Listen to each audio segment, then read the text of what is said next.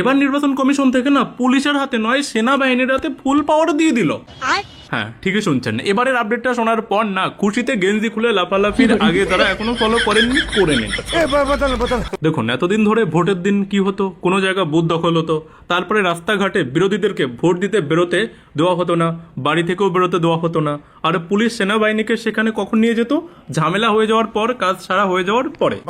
কিন্তু এবার না, এবার আর সেটা হচ্ছে না। এবার সেনাবাহিনীকে নির্বাচন কমিশন থেকে ফুল পাওয়ার দিয়ে দেওয়া হয়েছে। ফুল পাওয়ার মানে বুঝতে পারতেন, শুধুমাত্র ভোট কেন্দ্রই নয় বা ভোট কেন্দ্রের আশেপাশে কোনো ঝামেলাই নয়, রাস্তার যে কোনো জায়গা বা কারোর বাড়ির উপরে গিয়েও যদি কোনো লোকেরা কাউকে থ্রেট দেয় বা ভোট দিতে আসতে বাধা দেয়, তাহলে সেনাবাহিনী নিজে থেকে সুমোটো অ্যাকশন নিতে পারবে। আর এর জন্য না পুলিশের কোনো প্রয়োজনই হবে না।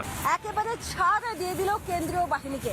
আগে হ্যাঁ, কেন্দ্রীয় বাহিনীর অবাধ গতিবিধিতে ছাড় দিল নির্বাচন কমিশন। আর সেনাবাহিনীর এই পুরো কর্মকাণ্ডের উপরে পুরো মনিটরিং চলবে, এবং সেটা কোথা থেকে চলবে জানেন?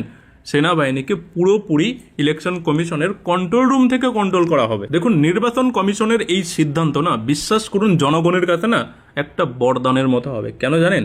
কারণ পুলিশ এতদিন কি করতো, পুলিশের উপরে যে জনগণের কোনো রকমের কোনো বিশ্বাস ছিল না, এটা তো মানে যে কেউ বলে দেবে, তাই না? তো এবার সেই প্রবলেমই শেষ। क्या बात, ये बात है।